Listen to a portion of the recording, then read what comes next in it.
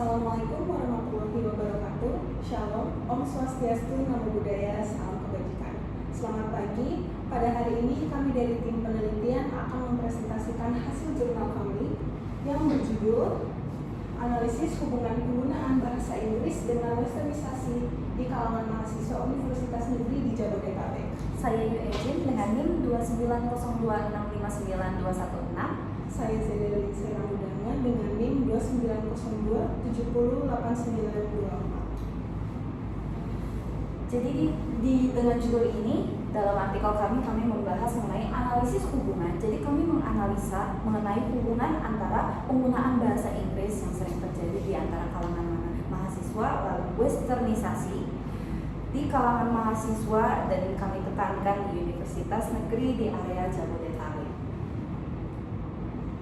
Kemudian ini adalah daftar isi yang kami bahas dalam artikel. Di sini bisa dilihat ada abstrak, lalu latar belakang, kajian teori, metode penelitian, hasil dan pembahasan, kemudian kesimpulan. Ini adalah beberapa unsur yang akan kami bahas dalam presentasi ini juga, namun secara singkat agar bisa dipahami secara praktis mengenai isi artikel kami secara keseluruhan.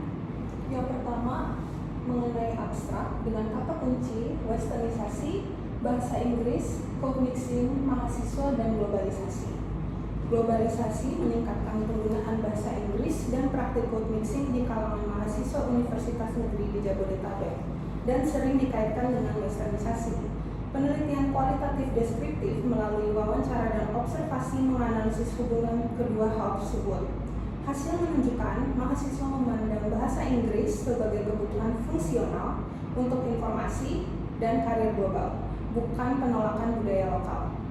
Meski bersifat adaptif, terdapat kekhawatiran akan pergeseran bahasa Indonesia jika tidak dibarengi kesadaran linguistik. Penelitian menyimpulkan pentingnya keseimbangan antara keterbukaan global dan pelestarian identitas budaya melalui pendidikan. Kemudian ini adalah latar belakang dari penelitian kami. Awal mula dari terlintasnya topik ini di pikiran kami itu dari kami melakukan observasi dalam kehidupan sehari-hari bahwa sekitar kami, terutama kalangan mahasiswa, itu banyak yang menggunakan bahasa Inggris bercampur dengan bahasa Indonesia. Lalu terlintas di pikiran kami, mengapa mereka mencampurkan bahasa Inggris dan bagaimana akan dampaknya pada budaya kita dan juga pada cinta mereka terhadap negeri mereka. Maka dari itu kami membahas dimulai dari bahasa Inggris yang dikaitkan dengan code mixing, lalu preferensi mereka yang mulai menggeser, lalu dengan westernisasi yang menyambung dengan SDG 4 yang berbunyi kualitas pendidikan. Karena tidak hanya dari westernisasi itu sendiri, namun kami mendapat banyak pengaruh dari pendidikan kami di Indonesia. Lalu kaitannya dengan budaya dan bagaimana pergeseran budaya terjadi yang dikaitkan dengan Pancasila sila ketiga, yaitu Kesatuan Indonesia. Kemudian ini adalah kelima kajian teori yang akan kami bahas dalam artikel. Pertama dimulai dari globalisasi. Bunyinya, globalisasi tidak lagi dipandang semata-mata sebagai integrasi ekonomi, melainkan juga sebagai fenomena sosial dan kultural yang mempengaruhi pola interaksi, identitas, dan struktur masyarakat nasional. Kemudian westernisasi ini juga dapat dipahami sebagai bagian dari globalisasi budaya, di mana dominasi media barat, teknologi digital, dan industri kreatif berperan besar dalam menyebarkan nilai-nilai seperti individualisme, konsumerisme, dan rasionalis modern. Kemudian code mixing adalah praktik di mana kita menggunakan suatu bahasa namun dicampurkan dengan bahasa lain. Contohnya, aku mau makan siang, namun saya campurkan dengan aku mau makan lunch dulu deh. Itu adalah salah satu contoh dari code mixing. Jadi kami mencampurkan bahasa atau istilah kata dalam bahasa asing. Kemudian di sini ada bahasa sebagai identitas budaya. Jadi dominasi bahasa global seperti bahasa Inggris berpotensi mempengaruhi keberlangsungan bahasa lokal dan identitas budaya yang melekat padanya. Itulah yang menjadi kekhawatiran kami terhadap topik ini, maka dari itu topik ini diangkat untuk dibahas. Lalu mahasiswa sebagai agen perubahan, ini mahasiswa sering diposisikan sebagai kelompok intelektual muda yang memiliki kapasitas reflektif dan kritis terhadap realitas sosial. Maka dari itu, mahasiswa memiliki hubungan yang erat dan sebagai objek utama juga yang melakukan code mixing dan mengalami segala perubahannya. Maka dari itu kami jadikan mahasiswa sebagai objek penelitian utama kami. Kemudian di sini untuk metode penelitian kami lakukan secara mixed method atau metode campuran, yaitu melalui menyebarkan kuesioner lalu wawancara. Untuk kuesionernya kami sebarkan kepada mahasiswa-mahasiswa di Universitas Indonesia dan UNJ, lalu IPB kami sebarkan ke sana untuk mereka bantu isi. Kemudian sejumlah 53 partisipan sudah menolong kami dalam mengisi kuesioner ini. Kuesioner ini berisi sekitar 30 pertanyaan yang berkaitan dimulai dari code mixing, apakah mereka sering menggunakannya dan lain-lain. Lalu pertanyaan transisi, kemudian ke pertanyaan yang berkaitan dengan westernisasi dan dampaknya. Kemudian untuk wawancara kami lakukan di satu lokasi yaitu Universitas Indonesia. Di sana kami mewawancarai 10 narasumber mahasiswa aktif dan juga satu kalangan mahasiswa alumni untuk mendapatkan jawaban objektif lainnya. Lalu ini kami ambil 30% dari wawancara, namun kayak hampir berbobot 100% dalam pembahasan kami karena jawaban-jawaban mereka sangat inspiratif dan juga sangat baik dan bagus. Selanjutnya untuk metode penelitian ada pelaksanaan wawancara. Wawancara kami laksanakan di tanggal 26 Oktober 2025 di hari Minggu. Lokasi kami pilih di Universitas Indonesia dengan jumlah narasumbernya ada 10 partisipan. Berikut ada bukti-bukti foto wawancara kami bersama para mahasiswa dan alumni dari Universitas Indonesia. Kemudian kami langsung masuk saja ke hasil dan pembahasan. Pembahasan pokok dari artikel kami itu membahas pada fokus pemaparan kami terhadap hasil observasi kami, lalu kumpulan pendapat dari objek penelitian seperti dari kuesioner dan wawancara tadi. Lalu kami juga meninjau mengenai pendapat-pendapat mereka, kemudian kami menjabarkan opini kami juga terkait dengan topik ini. Kemudian ini adalah daftar pertanyaannya. Ada 10 pertanyaan yang kami ajukan dalam wawancara, namun itu mencakup garis besar dari 30 pertanyaan yang kami ajukan dalam kuesioner juga. Pertama ada pertanyaan mengenai code mixing, 5 pertanyaan, kemudian pertanyaan transisi 2 pertanyaan, kemudian ada pertanyaan mengenai westernisasi 3 pertanyaan.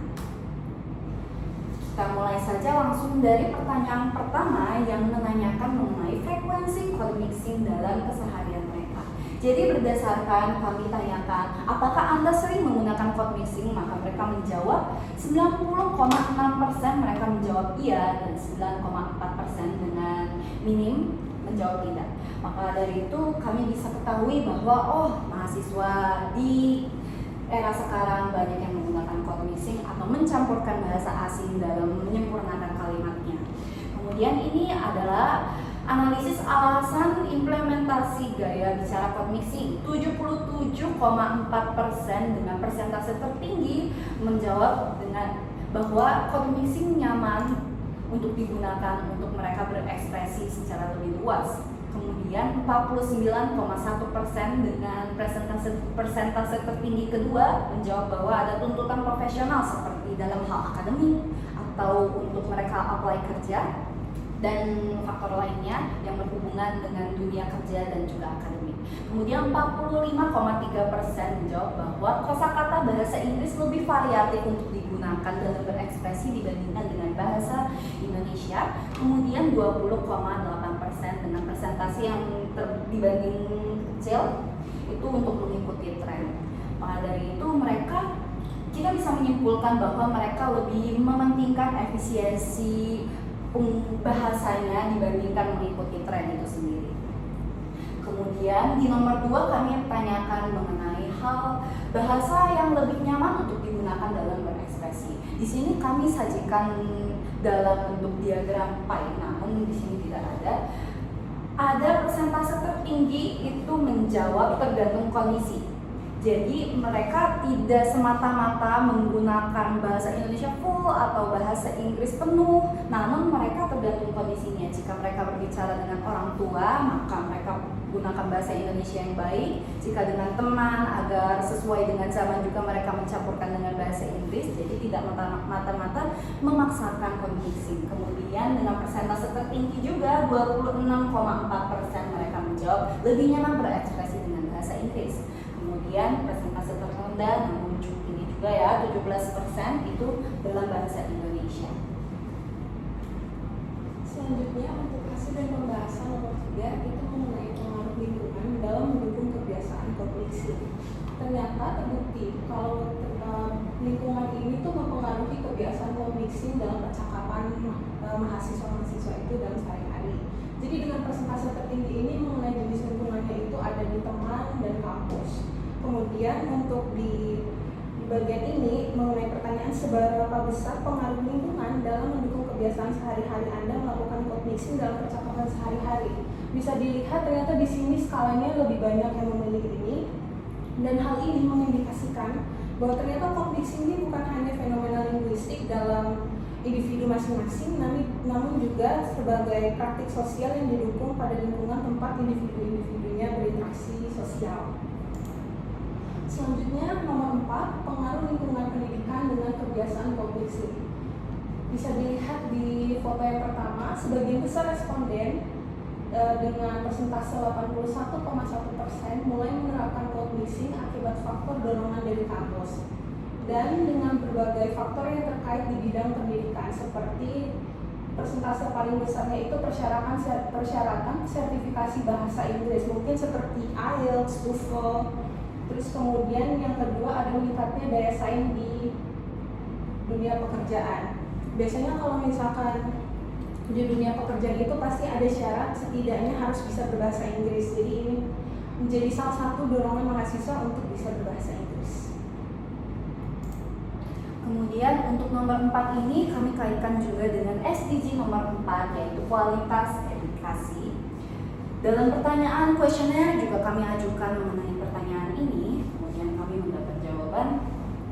Latar belakangnya itu, kurikulum sekolah dan perguruan tinggi di Indonesia banyak memasukkan bahasa Inggris sebagai mata pelajaran wajib dan sebagai bahasa pengantar pada beberapa program internasional. Itu guna untuk mencapai goals dunia yang ideal, maka disisipkan pelajaran bahasa Inggris. Kemudian SDG 4 juga menekankan akses terhadap pendidikan dan sumber belajar global. Positif dari terlaksananya edukasi bahasa Inggris dalam kehidupan kita, yaitu dalam Codmixing juga. Codmixing ini dapat mencerminkan keberhasilan pendidikan multibahasa dan keterbukaan global. Jadi mereka mengenal lebih banyak bahasa dan mereka mencoba mengimplementasikannya dalam kehidupan sehari-hari melalui praktik Codmixing.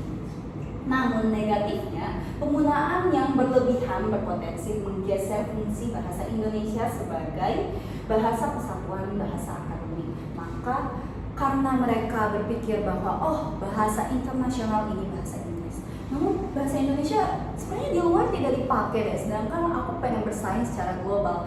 Dari itu ada pergeseran budaya itu yang menjadi hal negatifnya jika ini terjadi secara berlebihan. Kemudian di nomor 5 kami pertanyakan mengenai pengaruh kebiasaan kognisi. Rata-rata dari responden kami dan narasumber kami menjawab bahwa lebih banyak, sejumlah 92,5% menjawab positifnya itu lebih terlihat pada penggunaan kognisi, yaitu persepsi positif yang dominan ini mengindikasikan bahwa praktik tersebut telah diterima secara sosial dan bahkan dianggap sebagai nilai tambah yang memfasilitasi komunikasi yang lebih kaya dan modern. Jadi bahasa mereka berekspresi itu tidak semata-mata hanya di bahasa Indonesia saja, namun mereka dengan mencoba mengekspresikan ekspresi dengan bahasa lain, terutama bahasa internasional, maka mereka akan lebih cepat menyerap dan lebih cepat mengikuti tren globalisasi yang ada. Kemudian negatif di angka yang kecil 7,5, namun pada wawancara kami juga bisa melihat banyak narasumber yang mengkhawatirkan mengenai dampak negatif dari code mixing. Ini menjawab bahwa mereka khawatir karena mereka mempertimbangkan dampak pada keutuhan kalimat yang dibentuk ketika mencampurkan kata-kata dalam bahasa asing, di mana dapat terkesan seperti merusak bahasa nasional. Jika kamu campurkan, aku pengen makan siang, aku ingin makan siang, yang lebih baku itu kata ini. Namun kita I kayaknya mau makan siang deh, I kayaknya mau makan siang dulu deh, I kayaknya mau lunch. Itu terkesan seperti terlalu casual, terlalu santai, sehingga pada saat yang formal atau yang profesional kita membutuhkan kosakata yang lebih baku dalam bahasa Indonesia, itu tidak terlintas dalam pikiran kita. Itu adalah salah satu kekhawatiran dan dampak negatif dari penggunaan code mixing yang berlebihan. Selanjutnya, nomor 6 itu hubungan antara penggunaan bahasa Inggris dengan westernisasi. Pada gambar di sini kita bisa lihat mayoritas responden sebesar 83% ini setuju ternyata penggunaan bahasa secara campuran atau code mixing itu bisa mencerminkan adanya pengaruh westernisasi dalam komunikasi di generasi muda. Terus kemudian ada juga yang nggak setuju. Jadi bisa dibilang code mixing ini itu sebagai salah satu indikator nyata bahwa ini itu dari proses dari modernisasi dan westernisasi budaya yang mempengaruhi kebiasaan berbahasa. Selanjutnya di sini kita bisa lihat dari persentase terbanyak ini ada 73,6% dan yang tidak setuju ini 26,4%. Jadi angka yang tinggi ini itu menunjukkan kalau bahasa itu bukan hanya sebagai alat berbicara aja. Jadi mahasiswa ini sadar bahwa bahasa Inggris ini gerbang untuk muncul dalam konten berbahasa Inggris dan konsep individualisme. Jadi kesadaran-kesadaran yang ada di dalam diri mahasiswa membuktikan bahwa proses westernisasi ini terjadi secara diam-diam melalui kebiasaan berbahasa kita. Mungkin seperti saat orang-orang mau belajar bahasa baru, pasti mereka menonton film atau misalkan nonton short YouTube atau TikTok, pasti mereka melihat dan memperhatikan ada budaya-budaya baru yang mereka baru pelajari. Jadi mereka juga ikut terefek atau terpengaruh. Jadi semakin sering bahasa Inggrisnya digunakan, semakin besar kemungkinan nilai-nilai tersebut mempengaruhi cara pandang mereka dalam kehidupan sehari-hari. Kemudian nomor 7, kebiasaan code mixing yang memengaruhi cara hidup seseorang jadi mengadopsi budaya barat. Mayoritas responden ini sebanyak 81,1% setuju dengan pandangan bahwa westernisasi ini adalah proses alami yang tidak terhindarkan dan tidak ada hubungannya dengan melemahnya budaya lokal. Namun hanya 18,9% yang tidak setuju dengan pernyataan tersebut. Walaupun memang mayoritas melihat memang proses westernisasi ini memang alami, tapi memang tidak bisa kita pungkiri bahwa akan ada efek negatifnya atau dampak negatif yang dibawa dari budaya westernisasi itu sendiri, seperti erosi identitas lokal. Artinya tuh kayak masyarakat tuh jadi lebih cenderung untuk meniru gaya hidup budaya barat secara berlebihan gitu. Jadi kalau misalkan kita lihat secara objektif lagi, kalau memang hal ini dikelola dengan bijak, westernisasi ini tuh sebenarnya bisa membawa kemajuan teknologi atau pola pikir baru yang lebih kritis dan keterbukaan cara berpikir yang lebih rasional juga. Lanjut pada nomor 8 mengenai pertanyaan yang menanyakan kemungkinan masuknya westernisasi melalui praktik code mixing. Seperti yang saya sudah jelaskan tadi, dan di sini tersaji juga diagram yang ditanyakan, menurut Anda apakah generasi muda yang sering menggunakan bahasa Inggris akan lebih mudah terpengaruh oleh budaya luar? Meski tadi ada persentase yang lebih besar menjawab bahwa westernisasi ini hal yang alami dan tidak bisa dihindarkan, namun di sini juga mereka jawab bahwa iya, mereka akan 75,5%, 3/4 dari seluruh responden menjawab bahwa ada pengaruhnya dengan mereka menggunakan code mixing dalam keseharian dengan preferensi mereka yang mulai menggeser ke budaya lokal. Jadi persepsi ini menggarisbawahi tantangan dalam era globalisasi di mana bahasa internasional berfungsi sebagai laminator budaya. Oleh karena itu diperlukan untuk menyeimbangkan antara penguasaan bahasa asing dengan penguatan identitas lokal dari bangsa mereka. Jadi kesimpulannya itu kemungkinan westernisasi masuk melalui code mixing memang ada dan dengan persentase besar. Namun jika kita bisa menyeimbanginya maka ini tidak akan menjadi masalah. Namun mengapa topik ini sampai diangkat oleh kami? Berarti ada suatu faktor atau suatu unsur yang tidak seimbang dan itu sedang terjadi di era dan kalangan mahasiswa sekarang. Selanjutnya untuk nomor 9, westernisasi ini termasuk kemajuan atau ketergantungan. Sebenarnya bisa kita lihat dalam dua sisi. Kalau sisi pertama, fenomena ini itu memang mendorong untuk kemajuan pola pikir individu. Selain itu ada efektivitas kerja dan kebebasan ekspresi seseorang. Namun di lain sisi juga bisa terjadi erosi jati diri bangsa karena nilai individualisme. Apalagi Indonesia ini memang terkenal akan budaya gotong royong, sopan santunnya. Jadi kalau memang budaya individualisme ini kita angkat, kita taruh di dalam diri sendiri dan menjadi kebiasaan, akhirnya terjadi erosi jati diri bangsa. Kemudian untuk hasil pembahasan terakhir nomor 10, solusi untuk menyeimbangkan arus global dan pelestarian budaya lokal, itu kita bisa caranya dengan memposisikan bahasa Inggris sebagai alat untuk mengakses pengetahuan tanpa mengganti bahasa Indonesianya sendiri. Terus hubungannya apa sih dengan sila ketiga? Jadi sila ketiga di Pancasila atau bisa kita sebut sila ketiga apa? Oh, Persatuan Indonesia. Persatuan Indonesia itu menekankan pentingnya persatuan, kesatuan dan nasionalisme dalam keberagaman Indonesia. Jadi penggunaan bahasa Inggris yang terlalu sering dan adopsi gaya hidup westernisasi di kalangan mahasiswa itu berpotensi menghadirkan dilema bagi implementasi sila ketiga, yaitu persatuan Indonesia. Jadi kuncinya itu terletak pada kemampuan mahasiswa untuk mengintegrasikan kemajuan global melalui bahasa Inggris dan inovasi barat sambil berpegang teguh dan mempromosikan nilai-nilai nasional dan menjaga keutuhan persatuan Indonesia. Kesimpulannya, peningkatan kesadaran sosial ini adalah kunci utama, khususnya untuk generasi muda dalam menghadapi westernisasi supaya bisa selektif dan kritis dengan budaya barat, sehingga budaya barat bisa diposisikan sebagai referensi inovasi tanpa mengikis identitas nasional dan tercipta keseimbangan antara keterbukaan global dan keberlanjutan budaya lokal. Kemudian ini adalah referensi yang kami gunakan. Sekian presentasi dari kami, semoga presentasi ini bermanfaat dan dapat membantu pemahaman Anda terhadap artikel kami, yaitu dengan judul Analisis Hubungan Penggunaan Bahasa Inggris dengan Westernisasi di Kalangan Mahasiswa Universitas Negeri di Jabodetabek. Mohon maaf bila ada kesalahan, kami akan tutup presentasi ini dengan salam. Assalamualaikum warahmatullahi wabarakatuh.